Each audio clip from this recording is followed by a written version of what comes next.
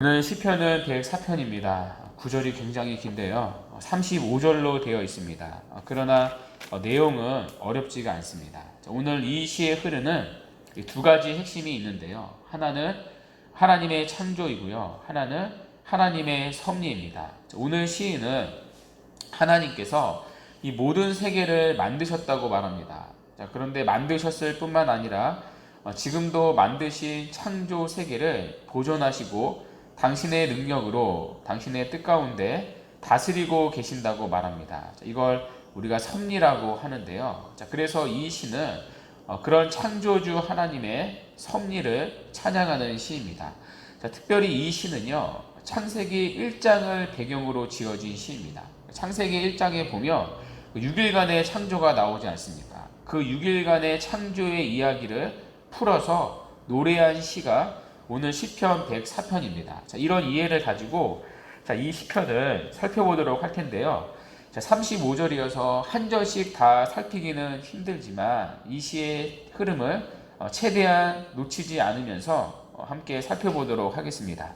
먼저 1절에서 시인은 내 영혼아 여호와를 송축하라고 말합니다. 어제에 이어서 오늘 시편 104편도 하나님을 송축하는 시이죠. 그런데 마지막 35절에 넘어가시면 마지막 35절에서도 시인은 내 영혼아 여호와를 송축하라 라는 말로 이 시를 마치고 있습니다. 그러니까 처음과 끝이 여호와를 송축하라는 말로 둘러싸이고 있는 거죠. 그러면 여호와를 송축해야 하는 이유는 무엇인가? 여호와 하나님은 세상을 창조하시고 돌보시는 분이기 때문입니다. 그래서 2절부터 보시면요, 시인은 이 세상을 만드시고 돌보시는 하나님을 노래하고 있습니다. 먼저 2절에서 5절에 보면요, 천상의 영역을 만드신 하나님을 노래하고 있습니다. 특별히 2절에 보시면 주께서 옷을 입은 같이 빛을 입으셨다고 말합니다. 이 말은 이 창조의 첫째 날에 빛을 만드신 것을 말합니다. 하나님은 첫째 날에 빛이 있으라 말씀으로 명령하시고 빛을 만드셨습니다. 그 빛은 하나님이 입고 계시는 이 빛의 반영이었죠. 또 이어서 2절을 보시면 하늘을 휘장같이 치셨다고 말합니다. 이 부분은요, 이 창조의 둘째 날을 말합니다. 둘째 날에 하나님은 하늘과 궁창을 만드셨죠. 그걸 시인은 하늘을 휘장같이, 그러니까 천막처럼 펼치셨다고 시적으로 표현하고 있습니다. 이어서 3절에 보시면요, 주님은 그 하늘에서 물에 자기 누각에 들보를 얹으셨다고 말합니다. 이 표현이 오늘 이 시편에서 가장 어려운 표현인데요. 여기 물은 이제 궁창 위의 물을 말하는데요. 쉽게 말하면 구름이라고 생각하면 됩니다. 이어서 누각은요, 문자적으로 다락방 같이 높은 곳에 있는 방을 의미하는 단어인데요. 여기서는 하늘 위에 있는 하나님의 집을 의미합니다. 그래서 연결해서 풀이하면 하나님께서는 구름 위에 당신의 집을 짓고 거하신다는 것입니다. 아주 쉽게 말하면 하나님은 하늘을 자신의 집으로 삼고 계신다는 것입니다.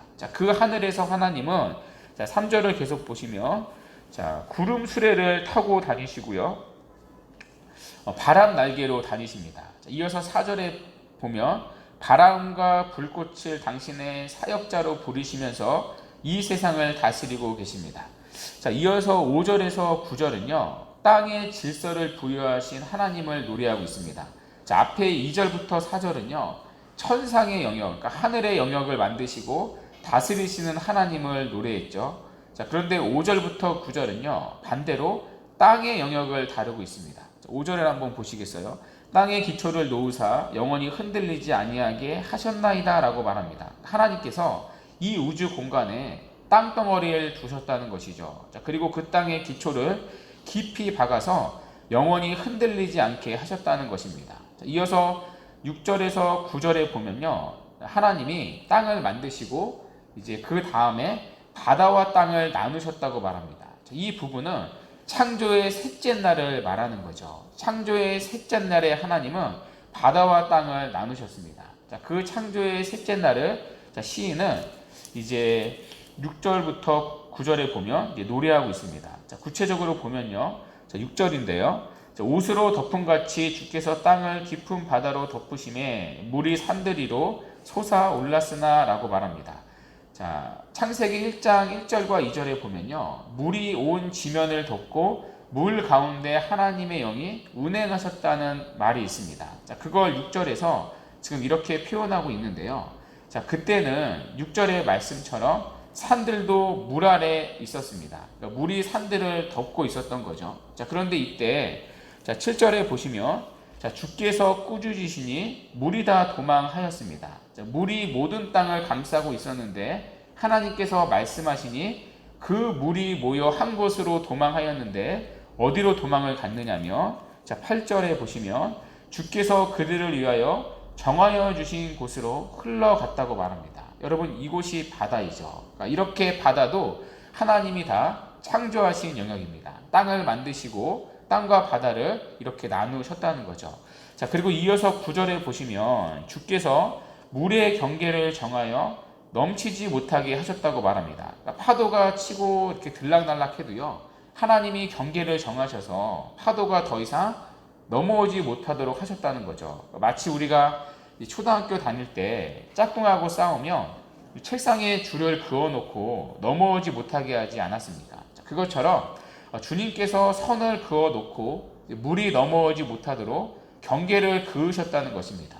그래서 9절에 보시면 다시 물들이 돌아와 땅을 덮지 못하도록 하셨습니다.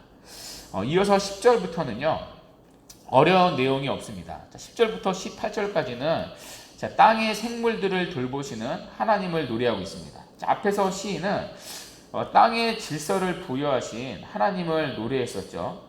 자, 이어서 시인은요, 그 땅에서 사는 생물들을 돌보시는 하나님을 노래합니다. 이 부분은 이 창조의 넷째 날 이후에 창조하신 생물들과 사람을 돌보시는 것을 노래하고 있습니다.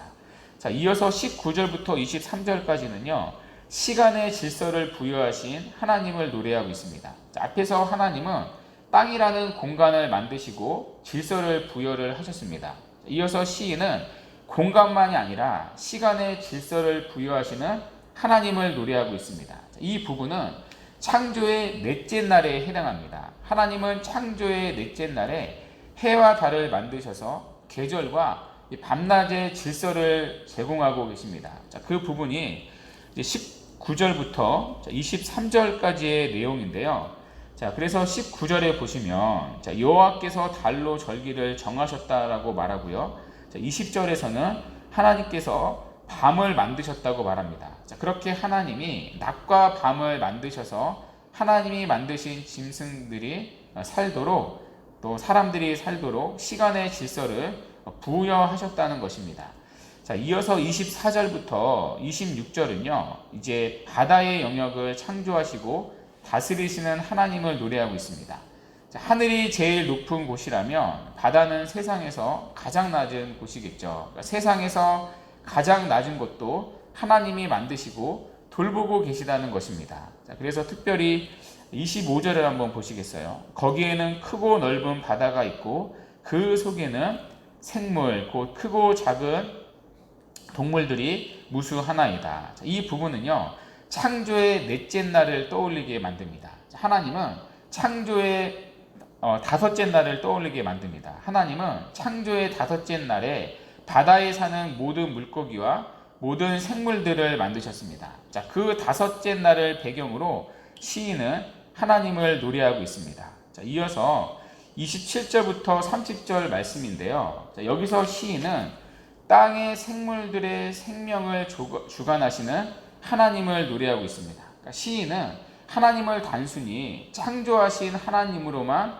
노래하지 않습니다. 창조하신 모든 것들을 지금도 돌보고 계시는 하나님으로 노래하고 있습니다. 하나님이 만드신 이 땅의 모든 생물들을 직접 하나님이 주관하고 계신다고 말합니다. 한마디로 섭리하고 계신다는 거죠. 자, 그래서 27절에 보시면 하나님은 앞서 언급했던 자신이 만드신 모든 것들, 그러니까 모든 생물들에게 때에 따라 먹을 것을 주신다고 말합니다. 자, 그러니 그들의 생사가 누구에게 달려 있는가? 그들을 만드신 하나님께 달려 있다는 것입니다. 자, 그래서 28절에 보시면요, 자, 이 땅의 모든 생물들은요, 하나님께서 주신 것으로 인하여 만족하여 살아가다가, 자, 29절에 보시면 주께서 얼굴을 가리시면 두려워 떨고요, 숨을 거두어 가시면, 호흡을 거두어 가시면 우리는 그냥 한 줌의 재가 될 뿐이라고 말합니다. 자, 모든 생물들이 다 그렇습니다. 사람만 그런 게 아니라 그렇게 위험을 떠는 사자도요, 하나님이 호흡을 거두어 가시면 한 줌의 재가 될 뿐입니다. 자, 그래서 우리가 주시는 분도 하나님이시고 거두시는 분이 하나님이라는 사실을 안다면 하나님이 우리에게 살게 하시는 인생이 우리는 그저 감사할 수 있습니다. 하나님께서 우리에게 호흡을 주셔서 우리가 사는 것이고 또 호흡을 거두어 가시며 한 줌의 재가 될 뿐입니다. 창조주 하나님 앞에서 우리는 이렇게 먼지가 되는 인생밖에 되지를 않습니다. 그 먼지와 같은 인생을 주님께서는 귀하게 여기시고 우리를 존귀하다 하시고 우리를 사랑하시고 오늘도 입혀주시고 먹여주시고 함께 하십니다. 자, 그러니 우리가 그런 하나님 앞에서 할 수 있는 것은요, 하나님께 감사하고 그분을 찬양하고 그분을 즐거워하는 것입니다. 자, 그래서 우리의 인생에서 가장 지혜로운 사람이 누구인가? 그 하나님으로 인하여서 즐거워하고 그분께 영광 돌리는 것이 가장 지혜로운 인생입니다. 인생의 제일 되는 목적이 이것이죠. 자, 우리가 교리반 공부할 때 소요리 문답 1문에서 배웠던 적이 있었는데요. 자, 우리가 살아가면서 인생의 제일 되는 목적, 가장 추구해야 할 우선적인 목적은 무엇인가? 하나님을 영화롭게 하고 그분을 종일토록 즐거워하는 것입니다. 자, 그래서 시인은요 33절에서 이렇게 이 시를 정리합니다. 33절에 보시면 내가 평생토록 여호와께 노래하며 내가 살아있는 동안 내 하나님을 찬양하리로다. 소요리 1문의 고백인 거죠. 그분을 영화롭게 하며 그분을 영원토록 즐거워하겠습니다.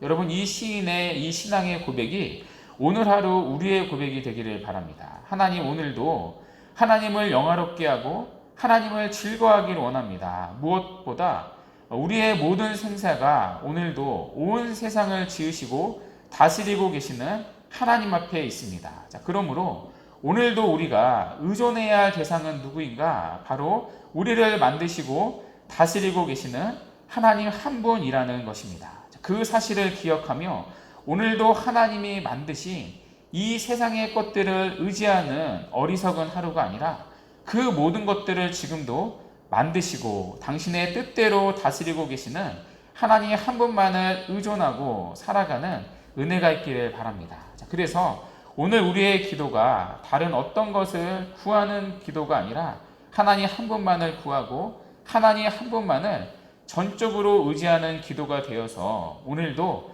그 하나님을 영화롭게 하고 그분을 영원토록 즐거워하는 복된 하루가 되기를 간절히 바랍니다.